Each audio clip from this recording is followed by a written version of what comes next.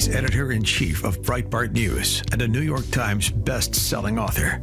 And on this podcast, he brings deep research, prescient analysis, and world-class guests. He's Alex Marlow, and this is The Alex Marlow Show.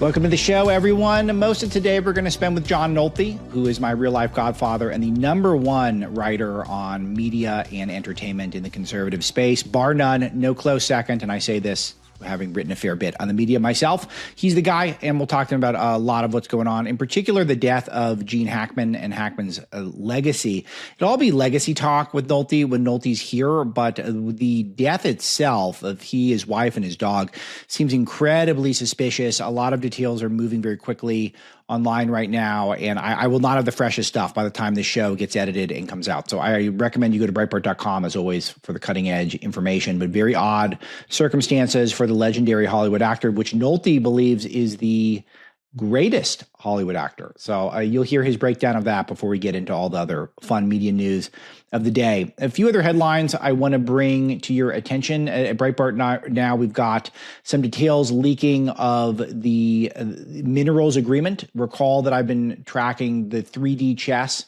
that's been played by Donald Trump in this regard, where he told Ukraine, we're going to get some of your rare earths. Ukraine was not happy about this. And then Russia said, hey, you can have some of ours. And in fact, we can take over Ukraine's and we can cut you in on that. And then all of a sudden, Ukraine was very happy with the idea and to share with the United States. And now leaked details suggest that we could see a, quote, free, sovereign, and secure Ukraine, and the U.S. would split the rare earth minerals that are there. That would be pretty fantastic. And so we'll have to see what Russia is offered to save face. They're going to have to get offered something. It's going to be no NATO for Ukraine, no nukes for Ukraine. They'll probably get to keep the Donbass and Crimea, which they took under Obama, as we've been going through pretty much every show. This has been coming up lately. So they'll probably get to keep that. And I don't know what else, but they'll probably get offered something else. I know some people have been suggesting a demilitarized zone in between the two nations. That could be a possibility. But we'll see all the details as it plays out, probably into tomorrow's show and probably over the weekend. So I'll probably have a lot more coming up on the next couple shows, but a good development there. We're also seeing reports that the U.S. new sanctions, or at least continued sanctions on Russia from the U.S., have been re-upped.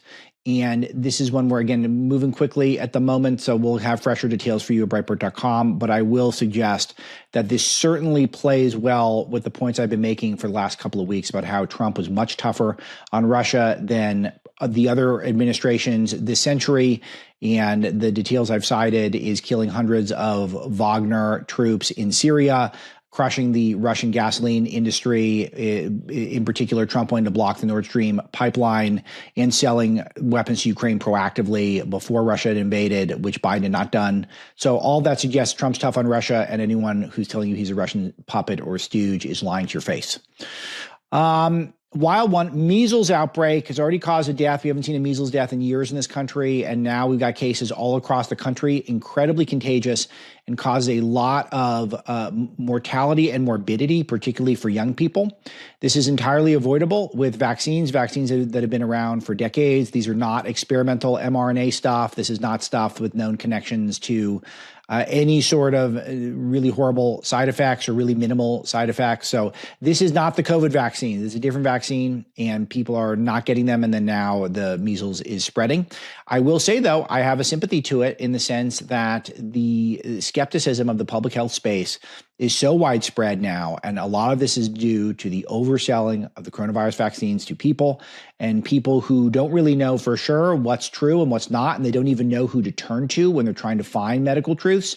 Then they get confused in this stuff, and it's going to lead to deaths. And absolutely, this can be pointed right back at the Faucis of the world and all those horrible salespeople for all those COVID vaccines, which, again, had a purpose. I maintain they had a purpose. I still do. I wrote extensively about it in Breaking Biden.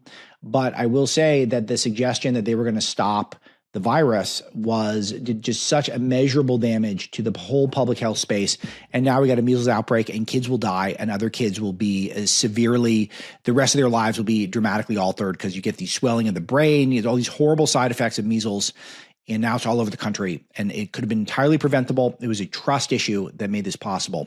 So horrible stuff, and we'll have more details, as always, Breitbart News and on the Marlow Show as things go on. Other big story today, we're just getting some Epstein files. We're being told it's going to be a multiple phased thing.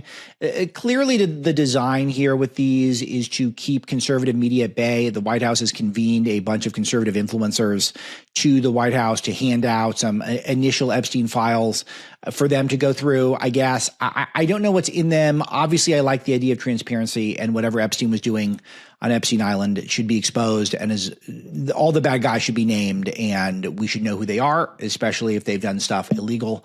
But I also, it's one of these things where I want to see the evidence of the wrongdoing before I get too excited. This is one that's really captivated the imagination of a lot of people online. And I know there was horrible stuff that was done there. At Breitbart, we've been very vocal about trying to get details unearthed, but let's see what the White House gave us. Let's see if they really gave us the goods. We will see, and hopefully we'll have bad news to report to you, meaning real detail, but I don't know what's in the files yet. I haven't got to look at them myself, but we're optimistic, but we're going to trust but verify. So hopefully we'll have big news to report to you at Breitbart in terms of what's in this paperwork, but I have not seen the paperwork, and I always believe you're not going to get the full picture from the government, even a good government like the one we've got now, until we see it. So we'll see, but this is better than nothing, obviously, and hopefully there's some stuff in there that'll be explosive, and I can say there's explosive details in subsequent shows. All right, so we got a few minutes before I'm going to flip it to Nolte, so let's check in on some of our friends in the establishment media, see how they're messaging today. Here's J.B. Pritzker, governor of Illinois, and someone who is no doubt going to try to run for president in 2028. Let's check out what he's up to. You know, you got to remember that the things that I'm speaking out about now, about, the threat to our democracy, this is not a message to win elections on. It's something people need to know. They need to know that that's happening. But, if you talk to 100 people, knock on 100 doors, and I've knocked on an awful lot of doors running for office, and you say to people, democracy is at risk, nobody knows what that looks like. They've never experienced it before. Yeah. And the reality is what people need to hear about is what the effects of that are. The prices at the grocery store are going up because democracy is being taken away. The impact on you in terms of your health care, $770,000. So you got that. So the price of food is going up because democracy is being taken away. He doesn't explain how that's happening. He won't. He's on MSNBC, so he's not going to get asked to explain how that's happening. But just note the gaslighting that's going on. Note the projection. They tried to jail Trump. They tried to use lawfare to disqualify him from the ballot as well as other Republican candidates. They rigged their 2016 primary, the Democrats did, for Hillary Clinton. They never accepted the results of the 2016 election where Donald Trump won, suggesting he was some sort of a Russian plant, which we learned was not the case, and they still cling to it. They rigged their 2024 primary for Joe Biden, and then they deposed Joe Biden and they installed Kamala Harris without her getting a single vote. And they're going to be the ones who are going to lecture us on democracy. They're going to keep doing it because their base, the people going to vote in a Democrat primary, want to hear that. So just note that's all J.B. Pritzker is doing is he's running for president right now. He's on MSNBC. He's talking to Democrat primary voters, and they want to hear that democracy is under attack. That's what they want to hear. So that's it. Important to note that. All right, here's our friend Alexandria Ocasio-Cortez. She was speaking publicly, loudly, intensely, showing that great energy in the Congress, talking about Elon Musk. Let's hear what she's got. Doge did not exist 2 years ago. 19-year-olds were not raiding the Treasury 2 years ago. People who have no idea with medical background have not been hauling in and creating kangaroo courts for scientists to dismiss them 2 years ago. That started happening now. Okay, so note what she's doing. She's saying stuff that's completely false. There's no 19-year-olds raiding the Treasury. There's no kangaroo courts for medical people. But she says it without missing a syllable. She perfectly articulates a vision of this is a fictionalized version of whatever is the worst case scenario of Trump's America. So all she's doing is completely unproductive. She's just attention seeking for herself. And she is using righteous indignation to try to captivate people's imaginations. There's no reality here. There's no facts. There's no papers. There's no data. It's just television, but she's doing television punditry from our Congress. Now, Elon Musk is not a scientist. He is not an engineer. He is a billionaire con man with a lot of money. He does not have this kind of good background. He's not this kind of good background. Well, I don't know what that means. But so he's not a scientist. He's not an engineer. He absolutely is an engineer, and he absolutely is a scientist. So I don't understand why she's taking this approach that he's not smart. He's obviously smart. So it's just their tactics. The reason why we play a little bit every show about just checking on how the left is doing is because I want to see where their tactics are. I want to see where they're at, because I want to see if there's any messages that are working. The messages that maybe what Musk is doing is not efficient enough. He's not targeting big enough things. Maybe it's overhyped. Maybe there's something there. Maybe it's that he's a really bad guy. Look at all the baby mama drama he's got going on. They won't let him serve him papers. Maybe there's something there. Maybe there's a kernel, but acting like he's not a smart guy and he's not even an engineer, I understand. What is this? He's been a part of so many of the biggest tech triumphs in the last quarter century in this country. So that's not a good angle of attack. How about the angle that Musk does a bunch of business in China? That's a better angle. So they can't find it. They can't find the messaging. They can't find their footing messaging-wise. And I think that's great for us, because trying to convince people Musk is not smart is not going to be a good approach. Trying to maybe suggest that his motivations are something other than pure, that might work. But saying that he's just only out to make another $400 billion is, you're not going to be able to sell a lot of people on that. His approval rating is very high, and it's going to continue to stay high so long as this is the pushback. And in fact, while there's some disruption over that, I sincerely ask you all to examine what expertise he has in approving medical devices, in biomedical engineering devices. And if you all think that he is an expert in that, I've got a bridge to nowhere to sell you. I'm guessing that he fired some people who were supposed to approve biomedical devices, or he suggested their firings. He doesn't physically do the firings. It's a recommendation. So I don't know. We're erring on the side of firing. We have too many bureaucrats, and we're just going to fire a bunch of people. And then some of you, if you're really good, you get hired back. And if you're not really good, then you're not getting hired back. It's that simple. That's where we're at now.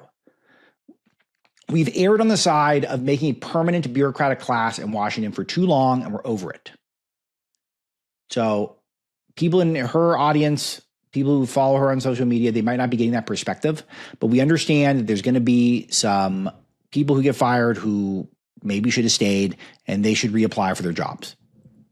But we're no longer erring on the side. We must have a bunch of bureaucrats working from home in their bathtubs like we've had in recent years. You're going to get fired, and then if you really think your job is worthwhile, then maybe you can come back. If not, go learn to mine. These are people's lives that are on the line, and we cannot laugh them away. Genuinely, please, I am asking you to please support this amendment for the people who have medical. All right, so this is the problem with AOC's point, is you see federal workers like this woman who I'm about to play has been going viral online about her getting notice that her job might be going away potentially if she can't justify her own existence. Because remember, Musk sent out this email saying, give me 5 things you did last week. And the left acted like this is some sort of an outrage. Check this out. Today, I responded to the email that we received as federal employees asking us to report 5 things that we accomplished last week. I'm not worried about my 5 things. I have plenty of things to report. I did plenty of work last week.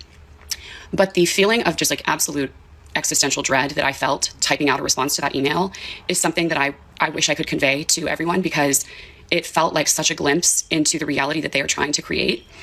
And it was terrifying. It felt like, you will do what I say or else.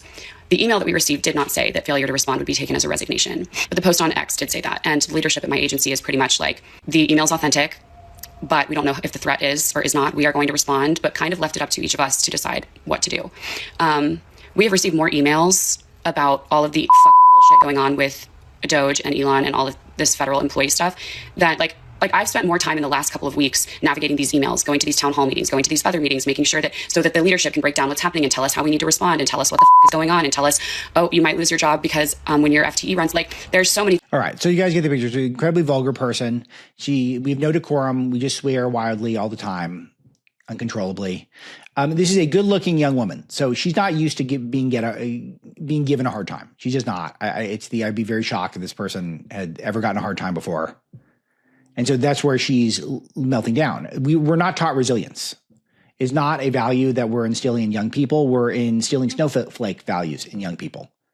So all your boss has to do is ask you to justify what you did to get your paycheck, and you freak out. She said she's been doing the work, so why is she freaking out? She doesn't have to. It's a neuroticism and a narcissism that is just completely unhealthy. Everyone needs a boss or a football coach and a windbreaker and a whistle that's yelling at you every once in a while in your life. I've had to do that at Breitbart, where you to write down to diary what I did in a day or in a week. Like it happens.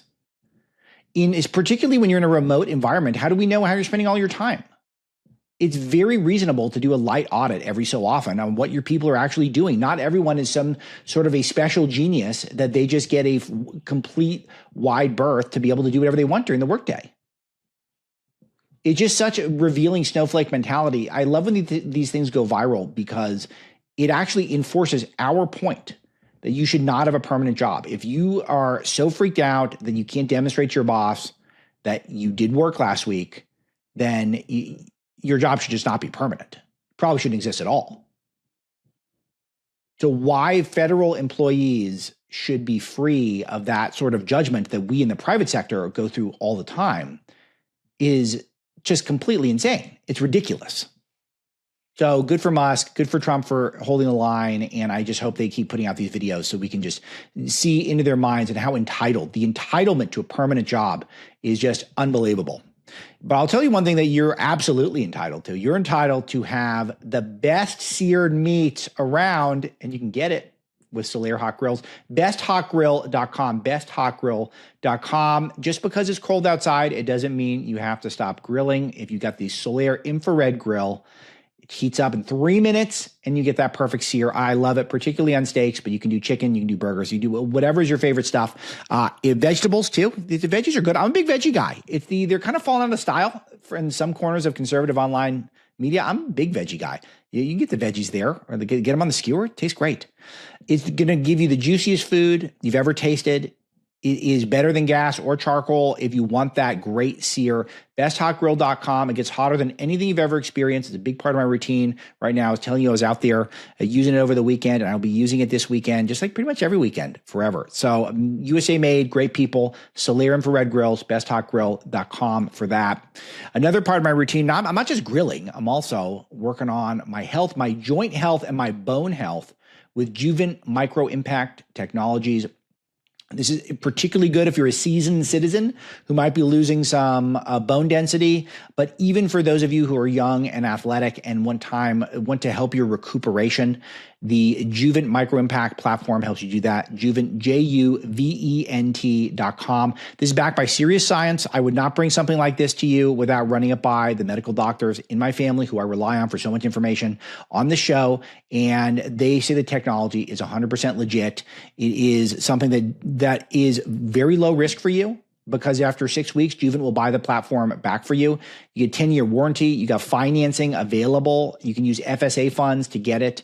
But what it does is it creates these micro impacts that increases bone health, helps your joint pain, stiff muscles, and generally a great way to just keep an eye on parts of your health that are neglected in our current sedentary lifestyle. It's part of my day-to-day at this point. Juvent.com/Marlow, Juvent.com/Marlow. If you use code Marlow at checkout, you get $500 off. That's a chunk.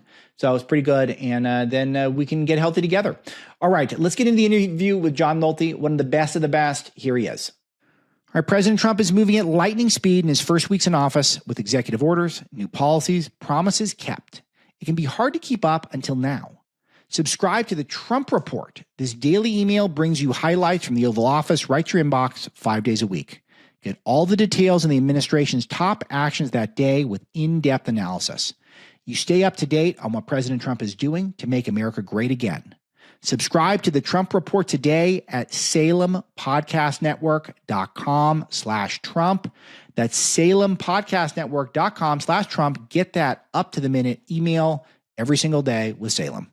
Okay, John Nolte's with me. It's always sad when you see a legend die like Gene Hackman, but the good news is we get to talk about it with a living historian of Hollywood's best days, which is John Nolte. And John, I think, would you say Gene Hackman is one of the greatest, not the greatest actor of all time? It's kind of an amazing canon that he's put together.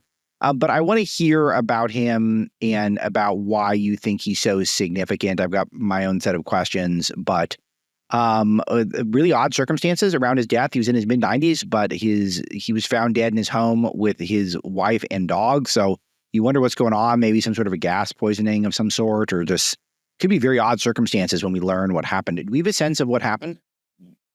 I've read some rumors and things like The Sun that I don't want to repeat here because I don't know if they're true.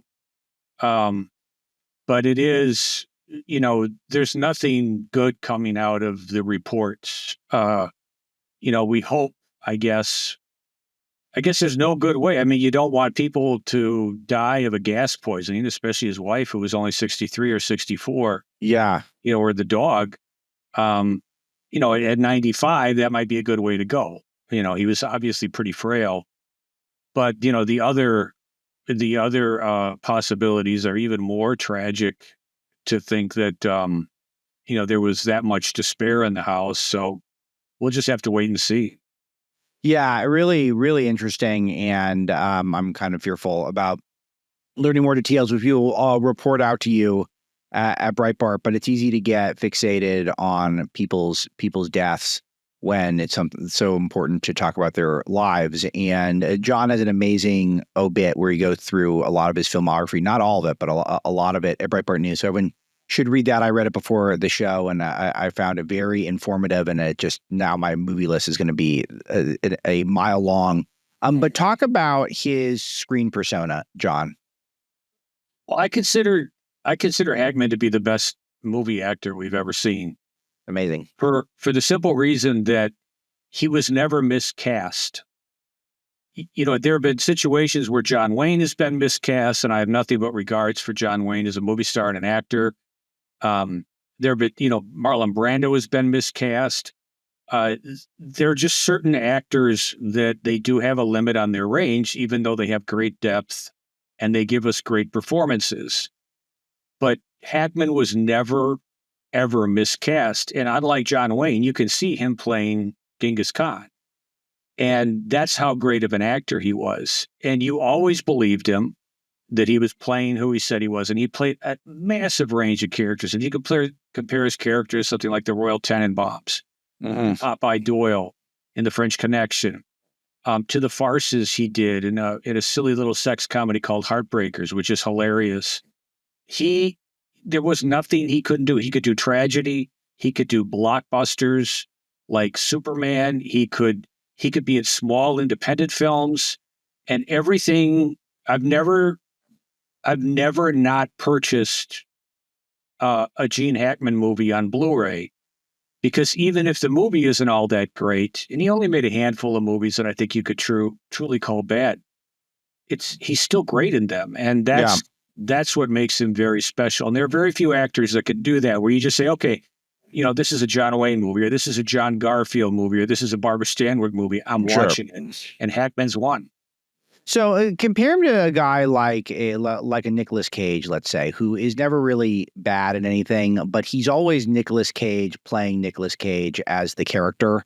So it's sort of like whenever I see him, I'm always interested, and I think he's always interesting. But there is this sort of there's a texture to it that is always it isn't always natural. And I feel like Hackman was good in everything, but not in a way that would distract you. Like, oh, I'm watching a Hackman movie. It just he just fits in the movie. Yeah, no, that's a great description. Nicolas Cage is a great movie star. He's a great actor, but he's got a persona that he can't escape. Because no matter who he's playing, there's that underlying intensity of Nicolas Cage there, the guy that's going to be wild-eyed, if only for half a second.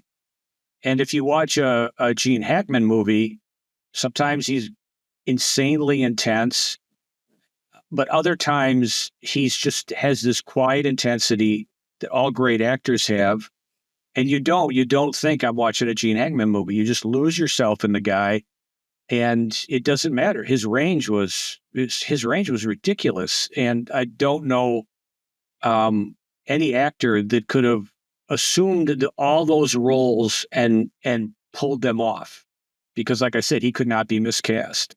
Yeah, what is that quality? Because when you think about who are our greatest actors, sometimes you think about just the actors who've been in the most great movies. Sometimes you think about actors who really steal the show in a movie, but there's something even more special sometimes when you can be good in various types of roles without chewing scenery, without being a distraction. And there's a lot of people who I get excited when I see them on screen, but I do know that nothing else is, they almost take up too much attention.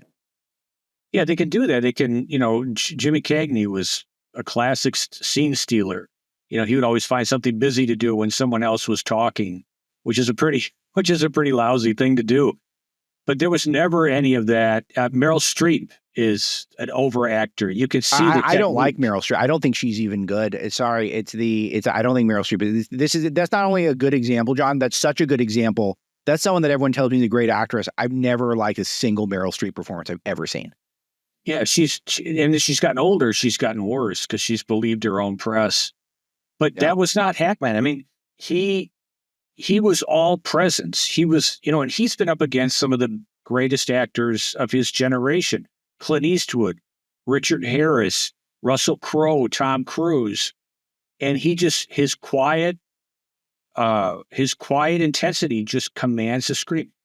He's the one that you watch. When I think of Unforgiven, which is one of my favorite movies, I don't think of Clint Eastwood. I think of Gene Hackman. I don't think of Morgan Freeman. I think of Gene Hackman, and that's an amazing achievement on his part. And he didn't do it with tricks. He didn't do it by, because there's all kinds of things actors could do to put the focus on them in a scene, where they stand and how they move. And he didn't do any of that. He was just there, and you believed him, and you couldn't wait to see what he was going to do next. And he was one of those actors you couldn't wait to hear what he was going to say next, even in movies that weren't terribly well written. Well, so give the audience, give us 3 Hackman movies that are sort of big time movies that are must-sees, and give us 3 more subtle ones that you feel like might be on people's radar that they should get. I would strongly recommend The French Connection, obviously, which he won the Oscar for, Unforgiven, which he won the Oscar for, and then just, if you haven't seen it, watch him in Superman. He plays Lex Luthor. Right. And you don't care that he's got hair, because he's just so funny. And those are 3 big movies. More subtle movies is smaller, lesser known movies. There's a movie called Full Moon in Blue Water with Terry Garr, where he plays a widower, maybe. And it's just a lovely little slice of life movie with wonderful actors. There's Twice in a Lifetime, which is hard to find, but it's a story about a man who leaves us. Hackman could also play an everyman. He could play Lex Luthor or me. And he's an everyman in that movie, and he falls in love with another woman, and it destroys his family. And it's just it's beautifully acted and written. And then I would recommend maybe one of his, just to prove my point, one of his bad movies that you can watch because he's good in it. And it's a movie called Target, where Matt Dillon is his son. And Matt Dillon thinks his dad is a total weakling, just a total dweeb, a total loser.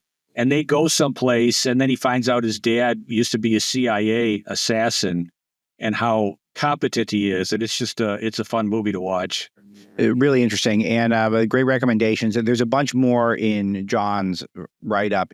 I feel like smart people knew he was a great actor, maybe the best actor, but I feel like he's not talked about in that way. I think partially because of the scene stealing.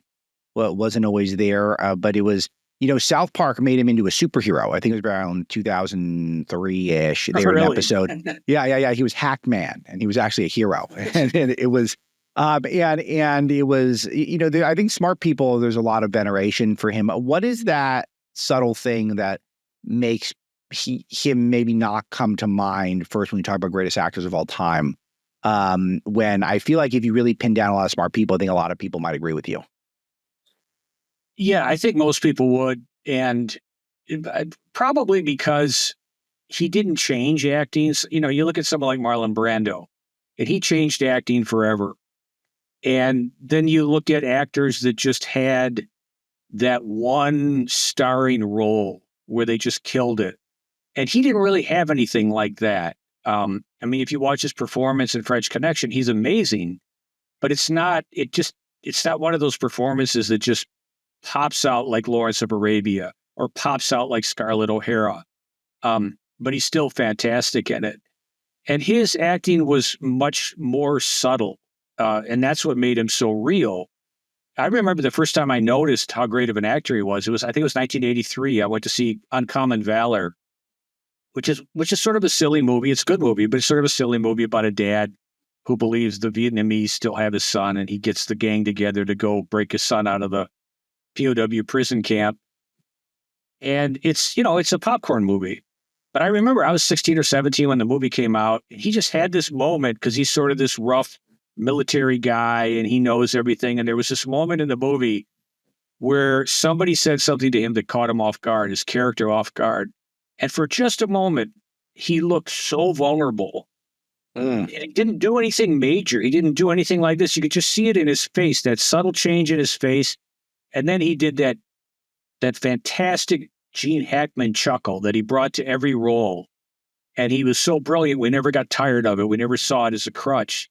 And he just did that. And I thought, holy cow, this guy is a fantastic actor. Just that one little moment. And from then on, I was his biggest fan until he retired. Let me ask about his masculine characteristics, because he does come off as masculine. And this is something that I find to be pretty rare, where you've got a American movie star who's able to be masculine and vulnerable. I think a lot of the most popular male actors maintain sort of boyish characteristics, which is, I see how it works, but there's something really is sort of impressive for someone who can still maintain a masculinity, not a boyishness, and be able to also do what's necessary to act, which is to be vulnerable publicly. Yeah, because he was never a one-dimensional macho character like Sylvester Stallone was in some of his movies in the 80s. And I don't mean one-dimensional in a negative way, but he was macho. He was never going to really, break down. And he might in a moment where something terrible happened, but with Hackman, he was always masculine. He was a former Marine. But that vulnerability was always right below the surface. And you could sense it in him. He never showed, he would show it sometimes, but he didn't have to show it because you could sense it in him. And that's what great actors do, is that they make you feel something instead of show you something.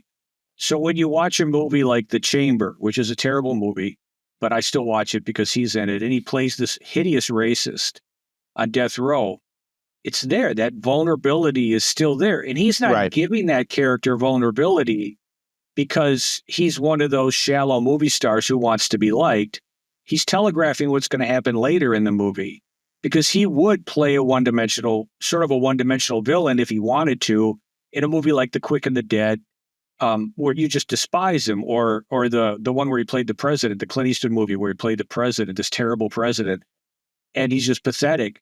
So he could just send those waves out, and he could do something. Acting's all in the eyes, and he could do that with his eyes. And he was a very subtle actor. He was a total movie actor. He understood the camera and how far he could go and how far he wanted to go, and what things looked like on the big screen, as well as any of the great movie actors of all time.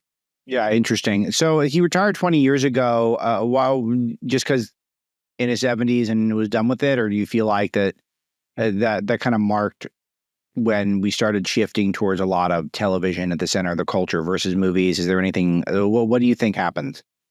What he said was that he found the movie business very stressful, which I'm not surprised, especially at his level. I'm sure he loved the craft, but there's a lot of nonsense that goes on behind the scenes. And he said his doctor told him that his heart wasn't great and that he needed to live a less stressful life. So, he was able to walk away from it. A lot of people aren't, especially at his level. And he was able to do that. And it was nice because when he walked away from it, he was still Gene Hackman. Yeah. For about 20 years, he didn't age. He pretty much looked the same when he was 55 as he did when he was 75.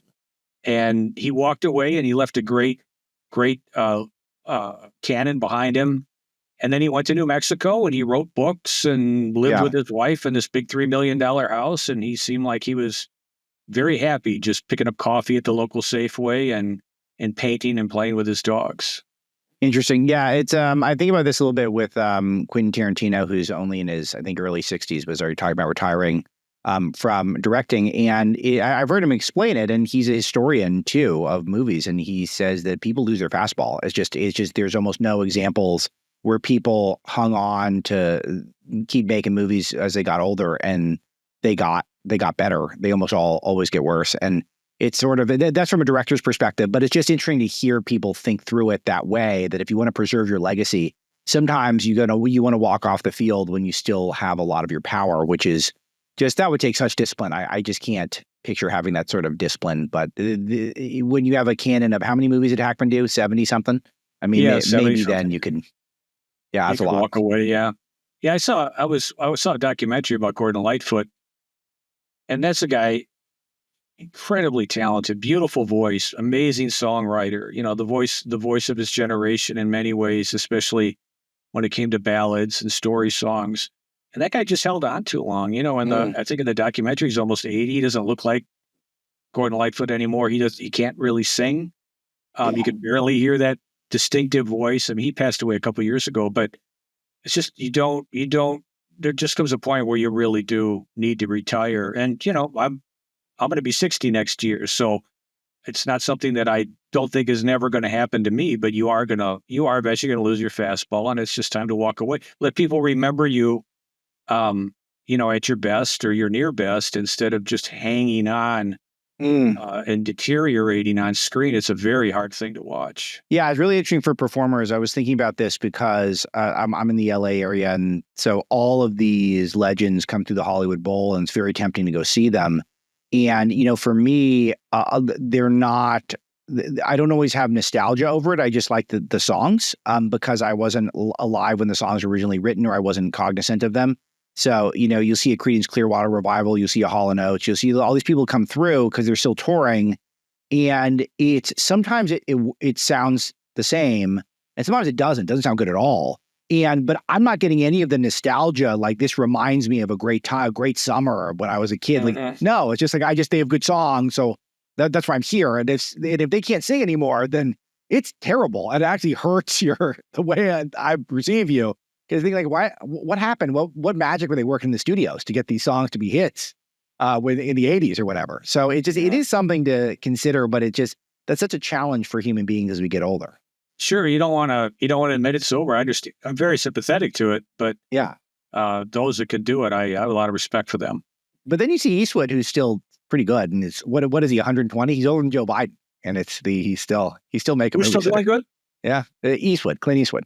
Yeah, I mean, he's taking age appropriate roles, which is smart. Well, but I'm talking about with the direction that he's actually able to. He's still the last movie he directed was great.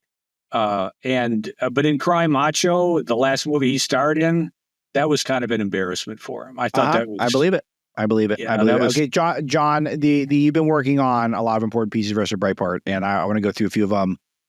Since I've got you on the line, let's start with Lucasfilm CEO Kathleen Kennedy. She's retiring at 71. She is really kind of disgraced the Lucasfilm brand. You can give us a little background on that. And I think South Park kind of nailed it when they depicted her as Cartman trying to put chicks in every movie and make them gay and lame. I think that's pretty much That was pretty much the end once that came out. So, but now she's gone. What do you make of it? She just destroyed Star Wars. She destroyed Indiana Jones, and she had total contempt for the people that made both of those franchises, in my opinion, invincible, at least until she came along. And she just wanted to take what worked and fill it with her identity politics nonsense, with insufferable girl bosses or sexless girl bosses who emasculated not just the male characters, but characters we loved, like Luke Skywalker and Han Solo and Indiana Jones. And it was just one mistake after another. And and on top of her, making Lando Calrissian a pansexual, whatever the hell that is. But then you take, she has this massive franchise and no plan. No plan for that trilogy.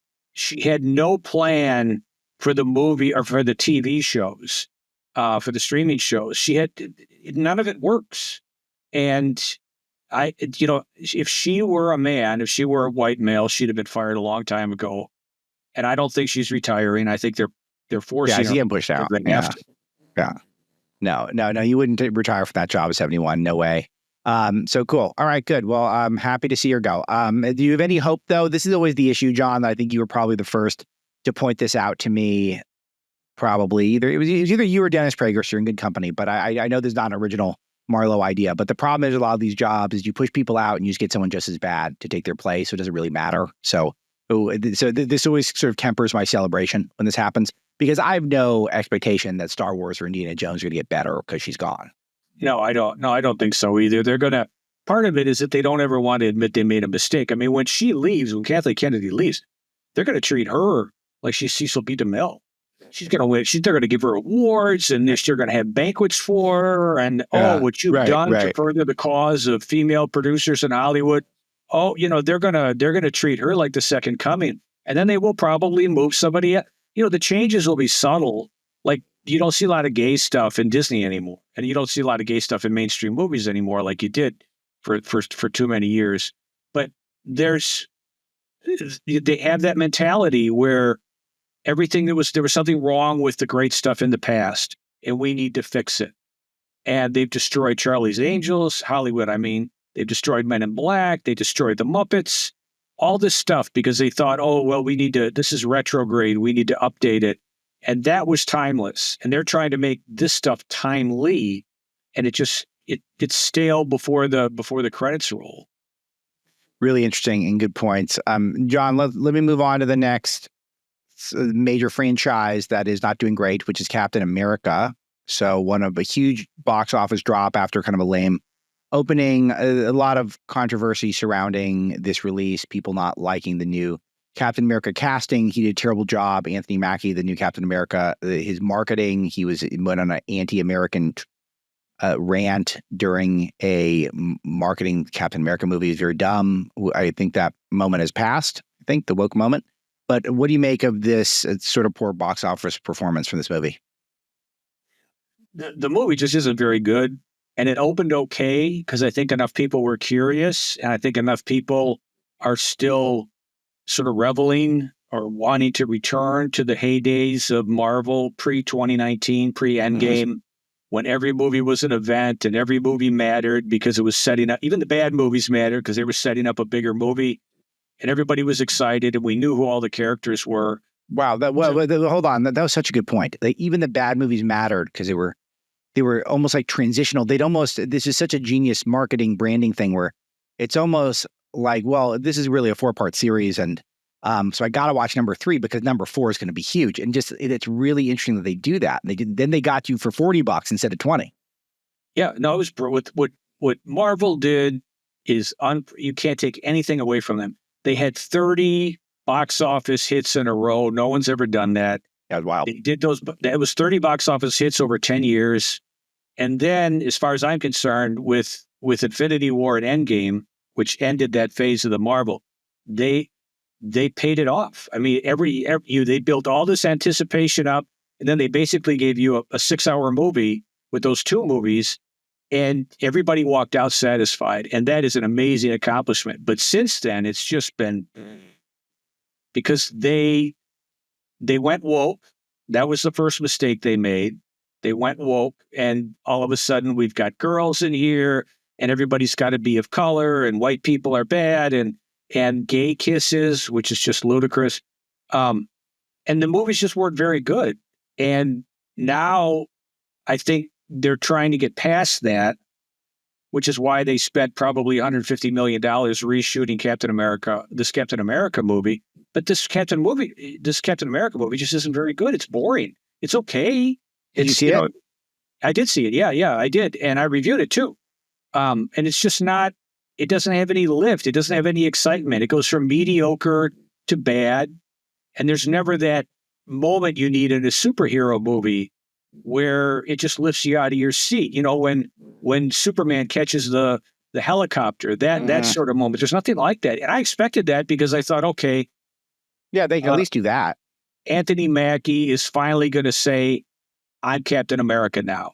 And then boom, it's going to happen. And it just never did. That moment, like in the first Iron Man, when he built the suit in the cave and he shoots everyone.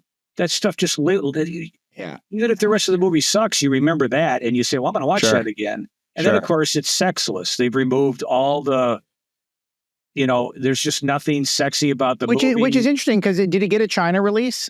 I'm sure it didn't. Yeah. So, like, why would they? I thought we all did all that. We took away any of the sort of light titillation of some of these action movies so that we get them into China. But China probably didn't. Did China take Captain America? I don't think so. And it's because of the whole woke thing now. It's not China. It's because, they don't want the male gaze and they don't want to be treated like a piece of meat. But show business is sex. And if you remove sex, I mean, I don't think I would rewatch a lot of movies if they didn't have sexy moments. I'm not talking about nudity. I'm not talking about, I don't even like porn. I'm just talking about just looking at a sexy woman. I don't watch Pam Grier movies because they're great. I watch them because I like looking at her. I like watching her because she's beautiful. And that is, when you remove sex, which has been selling since selling began, you are taking something huge out of your movie, especially if you want repeat viewers. And I remember a Mission Impossible movie. I forgot the actress's name, but that beautiful actress that got killed in the last one. And there was a trailer where she gets out of a pool and she's wearing a bikini. And you're like, oh, I'm going to see this movie. And that's just how it works. It's just how it works. Yeah. Yeah. Really interesting. It looks like it looks like it's in China, but it's not doing any business in China. So I don't know even how they let it in. But of course, I just don't understand it. It's John, one day when it's not, first 100 days of a new administration, let's do a whole episode on Jackie Brown, which is the Pam Grier's role in that is maybe one of my favorite roles ever in a movie. And I feel like it gets totally overlooked in terms of like the Tarantino canon. And it's one of the great male writing a female roles I've ever seen. So it's just fantastic. Absolutely fantastic stuff. Yeah, that's a great idea. And I also love that it's past her peak beauty. She's still always beautiful, but it's like past her peak beauty, and she's just written in such a loving and respectful way with such reverence. It's such an amazing piece of writing, and it's not. We overlook that. But anyway, if you guys haven't seen Jackie Brown, then you guys are truly missing out. Is that your favorite Tarantino? John, did you say that? It's that and Once Upon a Time in Hollywood. I'd have to before I saw Once Upon a Time in Hollywood, it was definitely Jackie Brown, but now they're kind of tied. But I think Jackie Brown is it's so good, and it's not your typical Tarantino movie. It's not about excess, and it's just totally subtle. Watch if you've seen it again, watch it with a eye on how her character is developed. And think about as a white man writing that character, and it's just mind blowing stuff. It just shows you how genius Tarantino is, and how genius Pam Grier is. I think she was white in the book it's based on. Oh, he made her. Yeah, I think she's a white character. I think he decided that he wanted to give Pam Grier a good role because he understood. That's been on my list to read. Did you ever read it? No, Interesting. Because, you don't read novels. You only write novels. If everyone hasn't read Nolte's Borrowed Time, you guys are also missing out. You're going to have a blast reading Nolte's novel Borrowed Time, which is on my set somewhere. I don't think you can see it when both of us are here. Okay, all right. I don't want to go down too much of a Tarantino rabbit hole here, which we could do. I want to talk to you about the media news here. Washington Post, Bezos has said we're going to make the paper about free markets and personal liberty. I spent a lot of time on this in yesterday's show, so I don't want to go too deep, but I do want to get your hot take. The editor of the opinion page quit. I guess my question is, does anyone care about the Washington Post opinion page? I think we only care about what's on Bezos's mind because he's worth billions and billions of dollars and he's not an old guy. He's going to be around for a long time and who knows what he's going to get into, but who cares about the Washington Post opinion page? What's your take? It's a desperate move on his part. I think to try and save the paper. I think the paper's losing $80-100 million a year. So maybe what he's trying to do is get more. They're losing multiple times whatever our budget is at Breitbart. Like like our entire budget, they're losing multiples of that. And it's pocket change to Bezos, but still. But I think maybe what he's trying to do is get people like the opinion editor to resign.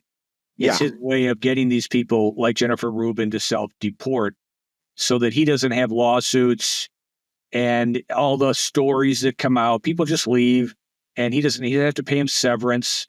And then that way he can get a new staff in there. So that might be part of the plan too. Because I know a lot of what Trump's doing is to try and just get people from illegal aliens to the Justice Department to just self-deport, to just leave. And that way he doesn't have to deal with them. Or pay them off. So I don't know. I don't think at this point the Washington Post is salvageable. It's such an old idea of how to run a newspaper and everybody else runs circles around them. And the New York Times only stays alive because they went into lifestyle stuff. It's not their news that keeps the New York Times anymore. It's their puzzles and their cooking things or whatever it is that they're doing.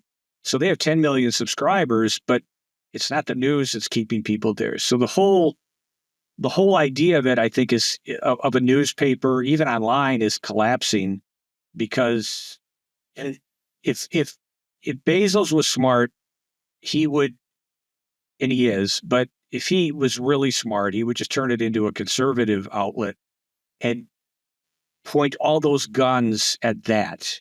And that would be interesting. That would be different. But I think everybody would quit. If he did that, he wouldn't even have someone to clean the bathrooms.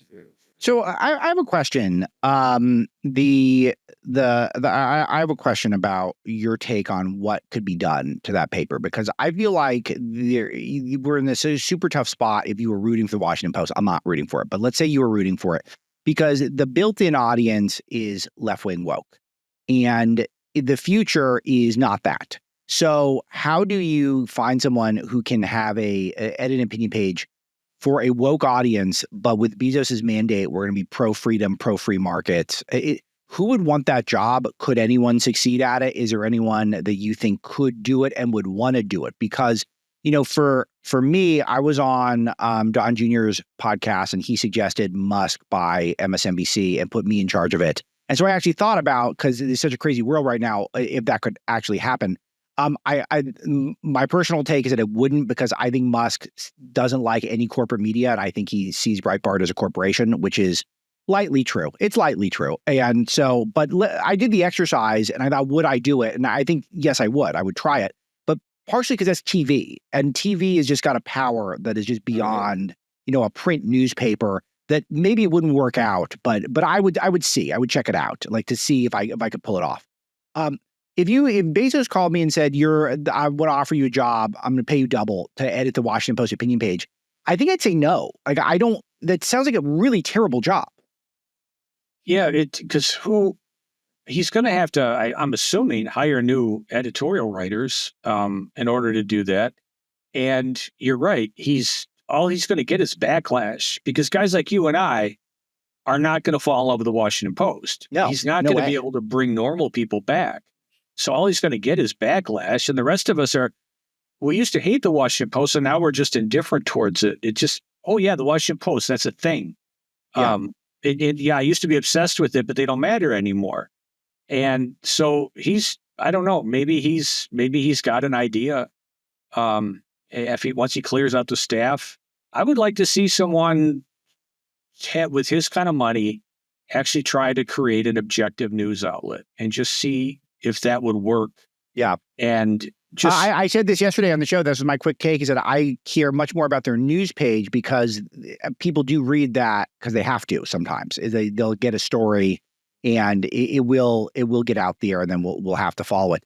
So I don't care about their opinion page at all, because that's irrelevant. It's been totally irrelevant since Charles Krauthammer died. But their news page, though not highly relevant, it's a little bit relevant. So I would much rather him fix the news division than the opinion division. Yeah, that's where I would go in. So that's why I think it might just be a poison pill to try and get people to quit. He may be even thinking about just shutting it down. Yeah, my colleague at Salem, Hugh Hewitt, I think volunteered to edit the opinion page, and I think that sounds good. I do think someone older would be better. Hugh is an establishment guy, but his son, I think, works in the administration, and I'm told is a good guy and gets it politically. So gets more of the MAGA worldview. So maybe that's a good option. But again, everyone's going to hate him. And that's the whole thing, is that Hugh's got a thick skin for that stuff. I know. So, but it's I just don't know who would do it and who could do a good job and who would want it. It's very odd. And I'm happy to track it with you, John, covering it for us at Breitbart. The last one, and this is a fun one. So Rachel Maddow goes on TV and decries that her colleague Joy Reid has been fired. My secret feeling is that Joy Reid was culturally appropriating Donald Trump with that yellow haircut. And because she cut the haircut off at the very end. So I'm thinking that's what they were annoyed by with her. And she was calling everyone racist. Maddow was calling everyone racist on air because they fired Joy Reid. And then they fired all of Maddow's staff. So obviously they're racist, right? I mean, Maddow said so. So she's always right. So the racists who are running MSNBC are all fired all of Maddow's staff. It's amazing. Yeah, it's just a bloodbath over there. And what surprises me is that MSNBC, and I don't think it's going to work out for them, but they're at least trying. They're looking at their ratings and they're going, we need to do something different. And they have double the ratings of CNN. CNN won't do anything different. It's just the same people. They just keep moving the people around. I mean, Jim Acosta's gone, but they just keep moving the people around. And to me, that's hilarious. So I give MSNBC credit. I think that I forget her name, but the new woman who's taking charge over there, she is at least tough. She's not afraid to take flaming arrows in the back. Yeah. She's also cutting budgets. I get the impression she's a data girl. I get the impression she's looking at these people are paid too much for the ratings they're getting, and so we're just going to fire them, and we're not going to be emotional about it, which is cold, and it can be off-putting at a human level, but in terms of running a major corporation, it seems to make a lot of sense. Especially a failing corporation. I mean, MSNBC is doing so bad that it's going to be cut off from it's going to be its own corporation with a bunch of other loser cable channels. Yeah. But at least they're trying. At least they brought someone in there who's going to try something different, get some new faces, cut costs. CNN just keeps on keeping on, and they just their ratings and reputation. It's just amazing. I don't understand what. And Warner Brothers is run by one of the most brutal CEOs in the world, David Zaslav, I think his name is. He's the guy that just shelves movies. Well, this isn't going to make any money, so no one's ever going to see it. Buy Batgirl, buy Scooby-Doo. And he just shelves these movies, and I don't know how he can stand watching what's going on at CNN. Yeah, it's amazing also that the CNN is, incorporating Scott Jennings in there. So Scott Jennings, who's a conservative, very mild-mannered, the exact type of guy who you never see on TV, because I would know this because I played this role a couple times and I never get invited back, where you calmly explain what conservatives actually think, and it sounds reasonable. So I've never gotten a repeat invite on a left-wing outlet, and somehow they made him. That's why. They don't want an effective conservative, but they let him on for some reason, and he does this every night. And there's no rating. So no one's watching this stuff. They're not making any money off of it. But then everyone clips Scott Jennings politely dunking on all the lefties on Twitter, and we all laugh at it. So CNN is getting the worst of all possible worlds because they're not benefiting from him becoming a star.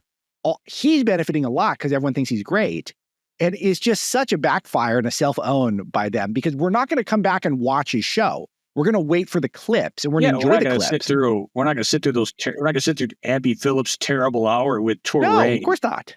No, we're just going to wait for the cliip because that's the highlight reel. Awesome. Exactly. We're not going to watch every sporting event. We're going to turn on ESPN and watch SportsCenter. Like that's what this is. This is a modern version of that. Yeah, so. He's very special. I think that they understand that they better keep him on but I'm sure they're looking for a moment because they'll find a reason to fire these guys. Yeah. You do something and, oh, that's racist, or something like that. And I'm sure they're looking for a reason to fire him, to get him off the air because he's just too effective. And then they don't even care that he's outnumbered 6-7 to 1, literally 6 or 7 to 1. And he still wipes the floor with them. But still, just watching him being outnumbered, I think Bill Maher even says something about how he calls him Lonely Scott. And it's unseemly for CNN to do that. And of course, it only makes his victories, which happen 2-3 times a day, even more delicious. But that guy's very talented. Yeah, he's very good. And he's got a really good toolkit in that he kind of just tries to break down the ideas that the left is putting out and make them defend their ideas, which is what I recommend to the audience whenever you're debating family members. It's the same tactics. Just try to get them to unpack what's behind their terrible ideas. Because if you strip it down to the foundation, you strip it down to the studs, then you're going to find that it's a house of cards. Like, they don't have any backing behind their ideas. They've just been force fed these terrible concepts, like why all 3 podium spots in women's sports should go to men. I think they can't really defend it when you start breaking it down. So you just keep probing them until they're forced into a corner, which happens. And he's got that down to a science. It's very good. It's great to watch. But again, we're not going to turn on our television and we're not going to flip to CNN and we're not going to watch 58 minutes of this when we know that the best 90 seconds is going to be in our X feed in the morning. Yeah, and I don't want them to give him his own show. I don't want him to move to radio. He is perfect exactly where he is. Yeah, absolutely. Taking on the mob and just calmly swatting them all away. But my overall point, which I think I made effectively, but just I'm going to reiterate just in case, is they cannot fire him because it will look terrible in the woke moment. And him being on does not help them in the ratings, and it makes all their people look bad. So they are completely effed on this. They are completely checkmated. Yeah, he's cornered them. It's beautiful. Yeah, it's beautiful. Well, anyway, it's good stuff. John, anything else on your mind before I let you round? This was fantastic as always. No, that's all I got. I think we're all talked out. We can keep going, but I think this is good. This is wonderful. John is my real life godfather, as you all know, and one of the best writers on the internet. Everything he writes at Breitbart News. His ex at Nolte NC, as in North Carolina, is a must follow. His book Borrowed Time, which I've read 3 times, is terrific as well. If you get in hardcover, John makes a couple more bucks, so I do it that way. And that's it. Thanks to producer Misty. Thanks to all of you in the Alex Marlow Show audience. Like, comment, subscribe. All that stuff helps me grow a little bit in the algorithm, which is tough sledding. I got to admit, definitely getting squashed in YouTube. So anything, if you're inclined to go subscribe over there and share my content, that would be very, very helpful right now. I dig that very much. All right. Thanks, everyone. Talk to you next time.